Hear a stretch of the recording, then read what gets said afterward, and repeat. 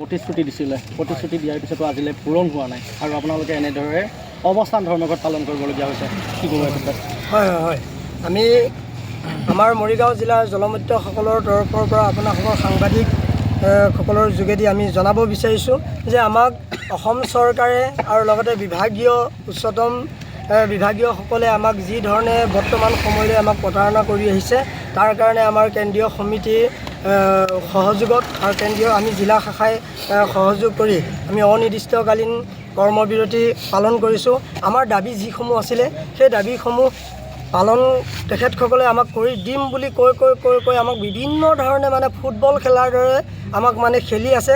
আজি তাৰিখলৈ আমি তেনেধৰণৰ একো সুফল পোৱা নাই। তাৰ কাৰণে আমি কৰ্মবিৰতি আমি লৈছোঁ অনাগত দিনলৈ, আৰু যদি নিৰ্দিষ্ট সময়লৈ যদি এই কৰ্মবিৰতি যদি সফল তেখেতসকলে যদি আমাক আশ্বাস নিদিয়ে, তেতিয়াহ'লে আমি ইয়াৰ পিছত জংগী আন্দোলনৰ কাৰ্যসূচী ল'বৰ কাৰণে আমি বাধ্য হ'ম। কাৰণ 6,500 টকাৰে আমাৰ কোনো কাৰণত পৰিয়াল নচলে, আৰু 6,500 টকাত আজিকালি বৰ্তমান সময়ৰ যিটো মূল্য বৃদ্ধি হৈছে, গতিকে তেনে ক্ষেত্ৰত 6,500 টকাৰে কোনো কাৰণত আমাৰ পৰিয়াল নচলে। তাৰ কাৰণে আমাক অসম চৰকাৰেও এইখিনি আমালৈ চাব লাগে যে আমি এটা হাই ভল্টেজ 11,000 ভল্টেজত যিহেতু আমি কাম কৰি আছোঁ বিভিন্ন সময়ত। সিদিনা যোৱা 2 তাৰিখৰ দিনাখন গোলাঘাট জিলা শাখাৰ আমাৰ এজন সতীৰ্থ চাৰ্ট চৰ্কিটত মানে মৃত্যুবৰণ কৰিছে।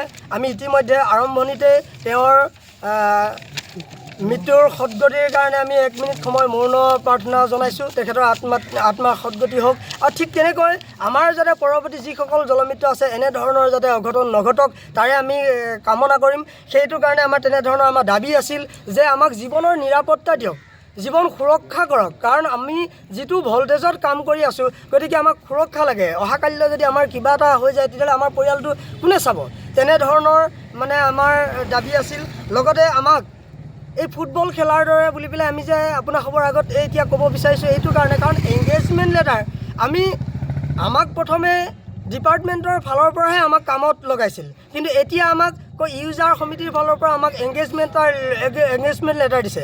আমাক সেইটো নালাগে, আমাক কেৱল ডিপাৰ্টমেণ্টৰ ফালৰ পৰা আমাক এপইণ্টমেণ্ট লেটাৰ দিয়ক, ডিপাৰ্টমেণ্টৰ ফালৰ পৰা এপইণ্টমেণ্ট লেটাৰ দিয়ক, আৰু ডিপাৰ্টমেণ্টৰ ফালৰ পৰা আমাক দৰমহাটো দিয়ক, লাগিলে এটকাই দিয়ক, কিন্তু আমাক ডিপাৰ্টমেণ্টৰ ফালৰ পৰা আমাক দিয়ক। আমাৰ এইখিনিত আমি দাবী কৰিছোঁ। গতিকে আমি আজি আশা কৰিম যাতে পৰৱৰ্তী সময়ত আমাৰ অসম চৰকাৰৰ বিষয়ববীয়াসকলে যাতে আমাৰ দাবীসমূহ মানি লৈ আমাক যাতে কৃপা কৰে, তাৰ কাৰণে আমি পুনৰবাৰ আমি অনুৰোধ জনাইছোঁ।